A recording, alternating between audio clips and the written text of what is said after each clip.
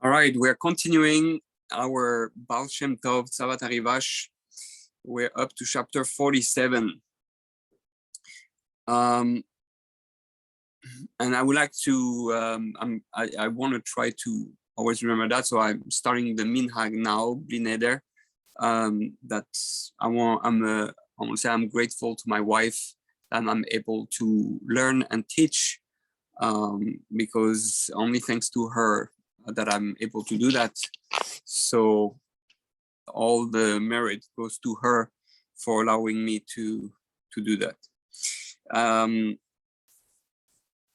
So it says we're up to Perek or chapter 47 of the book Tzaavat HaRivash in this edition of Emmanuel Shochet. So he says like that: many did like Rabbi Shem Bar Yochai, but they were not successful. What does that mean? In the Gemara and Brachos, Lamed Hey Amud Beis, it says there's a discussion whether or not one should learn and work and do both, or just learn all day. In order to, what is the way of the Torah? What is the ideal way to live? So there's an argument between Rabbi Ishmael and Rabbi Shimon Bar Yochai,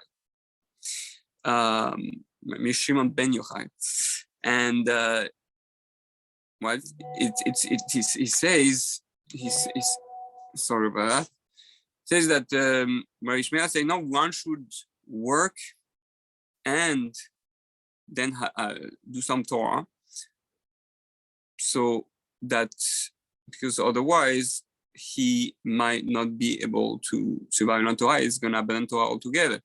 And Rabbi Shema Yochai says, no, why should we even spend time working? If he start working, he's never going to stop working, because each season has something to do. He's never going to be learning Torah, and he's never going to be able to fulfill his mission. So they say that many tried like Rabbi Ishmael, did work and learn Torah and were successful. And many tried like Rabbi Shimon Bar Yochai and were not successful.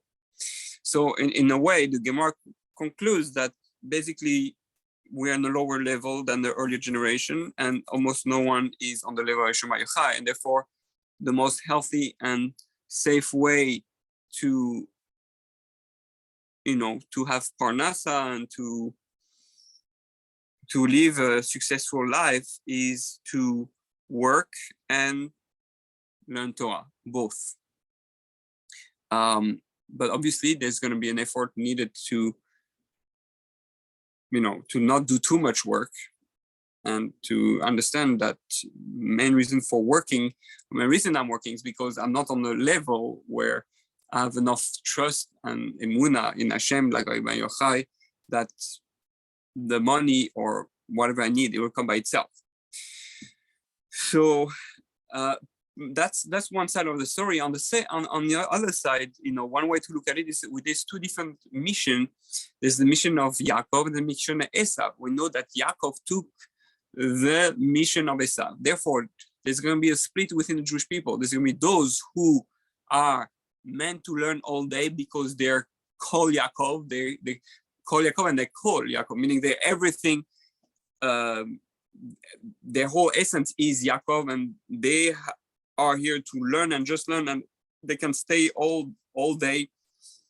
Their essence is about that, and therefore they there's no problem for them to learn all day. We're talking about someone who really learn, not like 18 hours a day, not wasting time with cigarettes and coffee.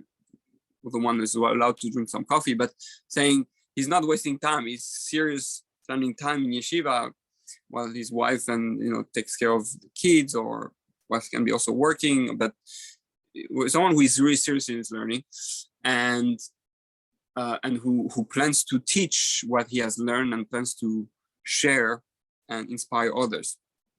And then you have the other Jew who is that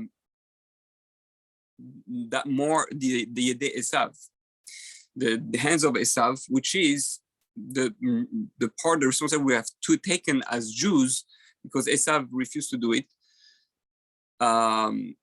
And he sold his Bechorah. So therefore we are now also responsible to work and to take care of the land and all that, something that in the future it'll be mostly the Noachites, the non-Jews who will be focused on that, and the Jews will focus on being the teachers of Torah. So, but a lot of Jews, that's their mission. Their mission, and the Ramchal is very clear about it in Mesach Yesharim, that we are a Rosh Yeshiva can be as holy as a businessman. They can be on same level because each one has a different mission, and therefore, on that level, it has nothing to do with what we are. That why it's better to learn how to work. It's not one is better. They can't compare. Each one has his mission. Okay, so this is the Gemara, and this means that they wanted to subject themselves to many self-mortifications in order to attain the level of Rishon Bar Yochai. That is why they did not succeed. Meaning that they're saying that a lot of people try to be, well, enticing what I was saying, they try to be like Shem Yochai. They were fasting and they were trying to learn them, but put their feet on the water. Meaning that they try to be like Rabbi Shimon Yochai. Why? What's wrong with you? Try to be like you who are supposed to be. Don't compare yourself. You can be inspired and want to grow and want to push yourself to learn more. But understand, you're not Rabbi Shimon Yochai. If you try to do like someone who wants to do Kabbalah like a Kabbalist does Kabbalah, you're gonna burn yourself. You're not on that level. Oh, the Kabbalists learn Kabbalah and you can do like incredible things. So learn and grow so that maybe one day you get there, but don't destroy your life trying to be someone else or someone that you're not supposed to be. Maybe you're not supposed to be a great Kabbalist or whatever. So same thing in any areas.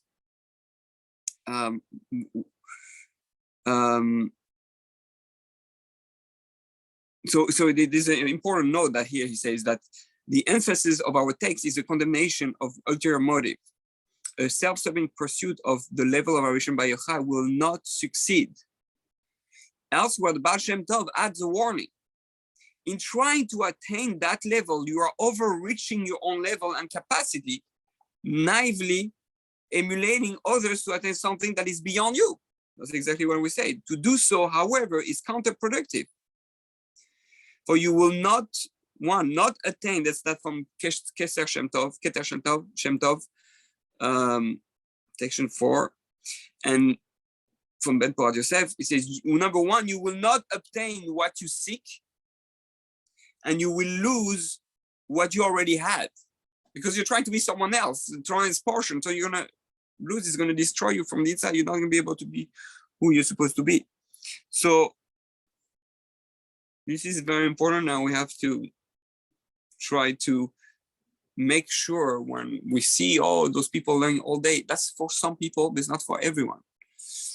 The Mesilas Yesharim speaks a lot about it, about the midas of Hasidus, how some people, they fast, long fast, and they pray all day, or they do, put their, jump in the ice or roll themselves in the ice.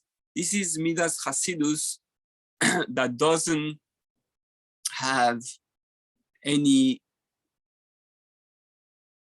proper, it's not good. You want to do those things, you have to do those things if you're on the level when those things are going to be helpful for you. It's not helpful for, it might helpful for the tzaddik, but who you think you are, you're not a tzaddik. If you're ready for that, then your Rebbe is going to tell you, yeah, you're ready for that, that's going to help you. But for some people, it's going to destroy them. Okay, so when serving God, have in mind nothing but to bring gratification of the Creator, blessed be He, and not to attain the attainment of high level.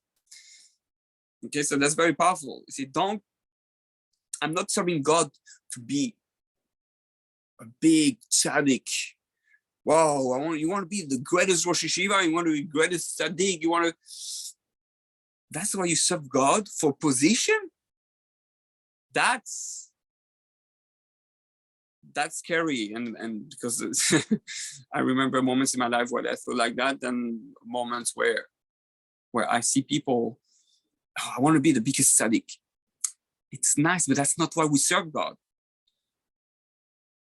Does your father wants to be the biggest tzaddik? Yeah, but doesn't want you to serve him because you want to be the biggest tzaddik. I want my son to serve me because he loves me, because he enjoys having a connection with me, not because and he was a great tzaddik. I'm super happy for him. I really rejoice, but that becomes about me. It's become not about the relationship. I want to feel good about myself, so I want to have that position. But we have to be very careful. Why do you serve God? Why you do those mitzvot? Why you try to do whatever you do? Because I want to make Hashem happy. That's really should be the primary core. And you can try to be a tzaddik to make Hashem happy, but it's to make Hashem happy, not to be a tzaddik, right? That we have to focus on. So it's a fine line. Our Yetzer Hara is very smart and it's trying to trick us all the time, especially in matters of gaiva and all that. So we have to be very, very careful. Number 48. When you see that your worship excels that of another, do not be arrogant. Thus it is said, one is not to say in his heart, I am greater than my fellow.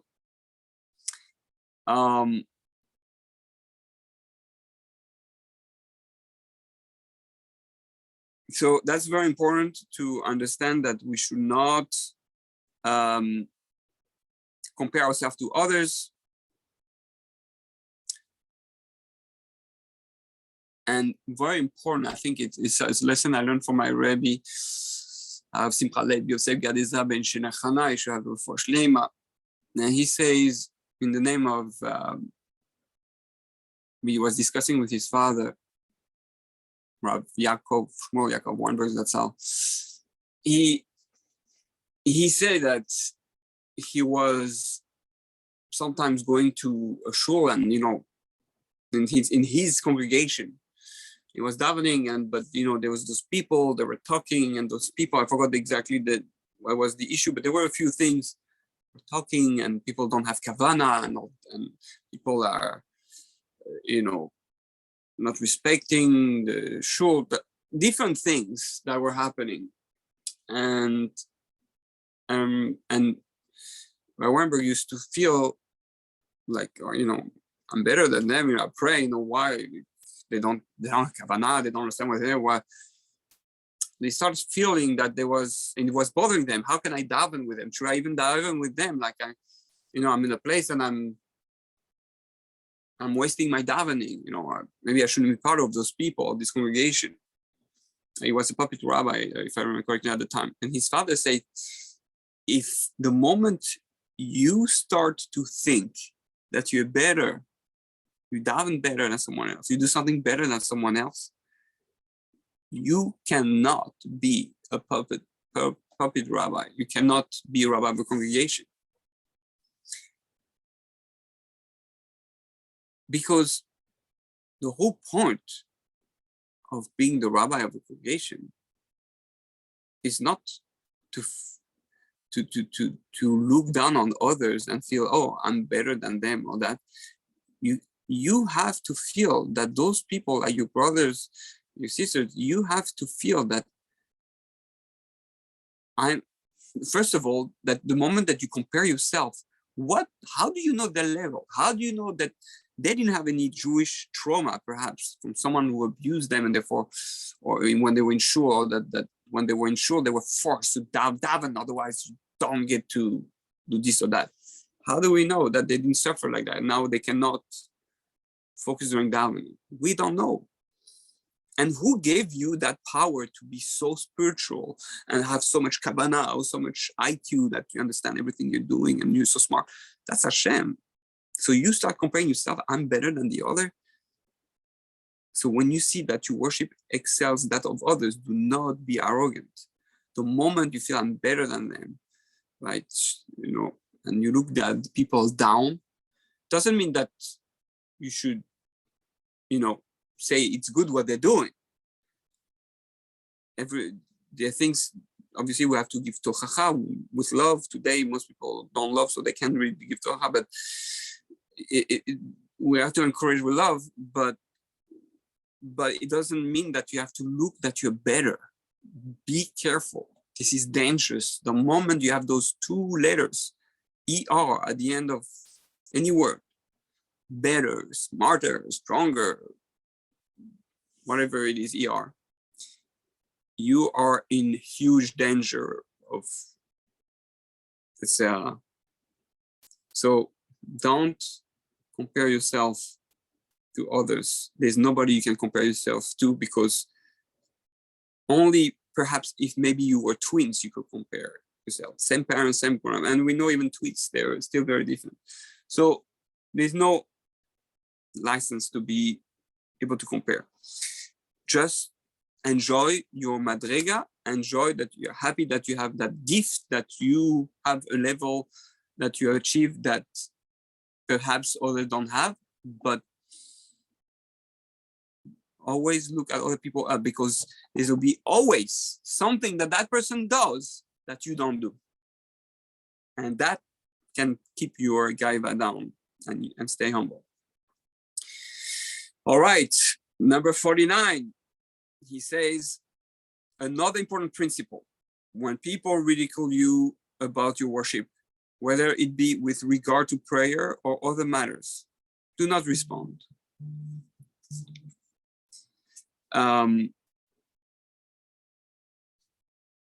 Do not rely, even in a positive way, so that you will not be drawn into quarrels or into holiness, which causes one to forget the Creator, blessed be He.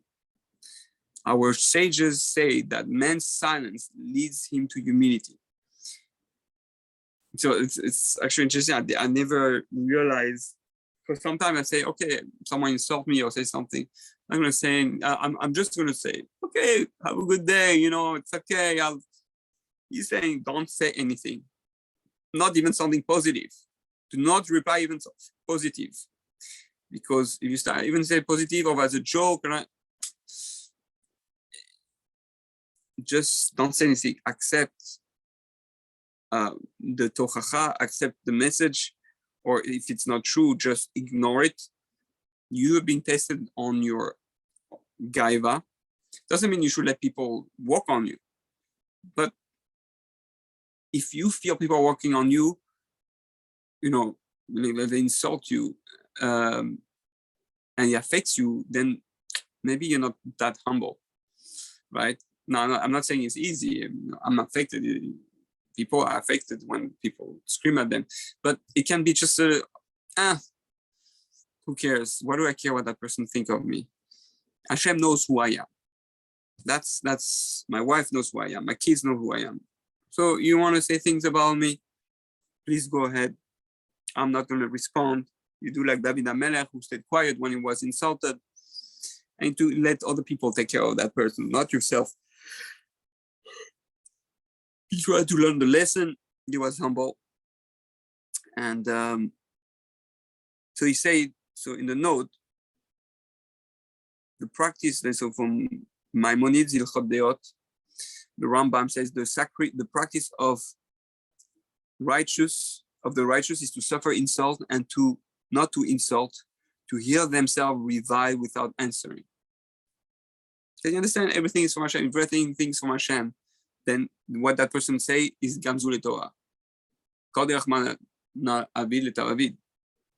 So that means that what a person say was supposed to be good is something good for me, maybe because it's gonna increase my humility or test me to see if I'm reacting, how strong is my. It's number 2, holiness leads to forgetting your Creator. As it's written, your heart becomes holy and you will forget God, your God. We have to be very, very careful about holiness, arrogance, anger. Hashem runs away from that. you know, if you think about it, you never see someone as not himself as when he's really angry. It's really becomes a different person. Okay, let's continue with chapter 50. Do not gaze at the face of people whose thoughts are not continuously attached to the Creator, blessed be He, even when speaking to them, for that gaze will blemish your soul. So I guess you cannot look at anyone, no one's at anyone except, you know, people who you know are connected to God. But apparently, when you gaze, again, say gaze. No, I didn't say look. Say gaze. Meaning when you focus too much and you stare too much at someone who is not really holy, that will affect you. We know we are made B'Tselem Elokim, but some people are not reflecting that image because they're involved in Tuma. Or some people are not even human soul. And maybe from the Sitra Achra. So when you look at those faces, it's going to affect you in a spiritual way.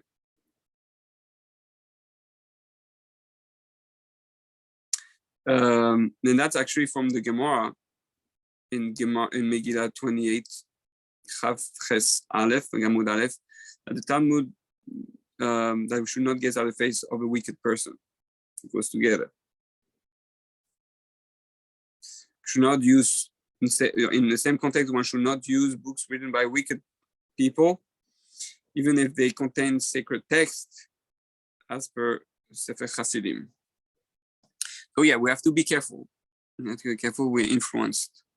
As for fit people, however, those whose thoughts are attached to the Creator, blessed be He, you ought to gaze at them and thus accrue holiness to your soul. So that's perhaps actually the source why we have pictures of tzaddikim, and we look at the tzaddikim, we see their face.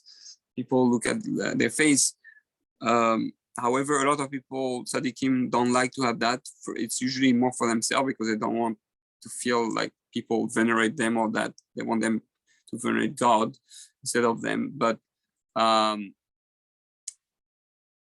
there is an inyan, according to that, to look at the face of a tzaddik and have pictures of tzaddikim, because that can inspire us and affect,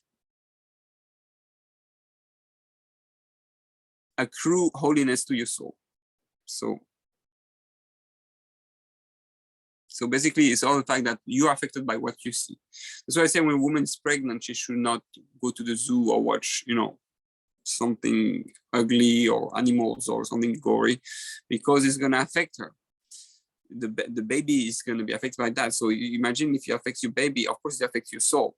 Anything you see affects you. So that's, you know, that's shmiras einayim, not just for inappropriate things, but for everything that is not good. Okay, number 51. Let's remember that we said the eyes are the windows of the soul.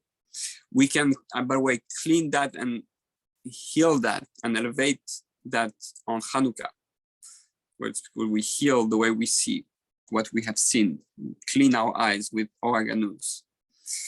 Mikveh for the eyes. Okay, number 51. Torah study must be with intensity and great joy, just like now. These will diminish alien thoughts. How do you make sure that you learn Torah with, you know, and that you concentrate, make it alive, make it fiery, with all your energy, with all your strength? And the Gemara in Eruvin, Nun Daled Amud Aleph, says that the Torah study, to be effective and retained, one must clearly utter the words with the mouth. So ideally more out loud. It's something that I struggle with when I learn alone, at least. I like to read my mind, but ideally it says you remember better if you say it out loud. It's a different type of people, but according to this Gemara, that it's clear that when you say it out loud, you can sing it, you can say it out loud, it's more exciting, you know, it's more vibrant, more energy. If you're in your thought, it's quiet and peaceful, but not necessarily full of fire. Moreover, one's whole being should be involved, for if it is right, with all our bones, all our parts of ourselves. For if it is ordered in your 248 limbs, it will be secure. But if not, it will not be secure. So your whole body is involved. So it feels the mitzvah. You remember your whole body reacts and retains. It's like an imprint of that moment when you were full of joy and happiness. As we remember, you try to remember the moments in your childhood. You remember the big moment when you're so happy, you were full of energy. So that's the idea, and it will prevent you from having bad thoughts and foolish or you won't be distracted.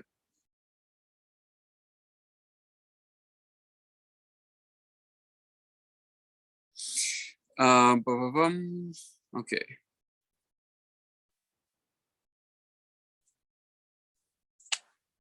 Okay. One more.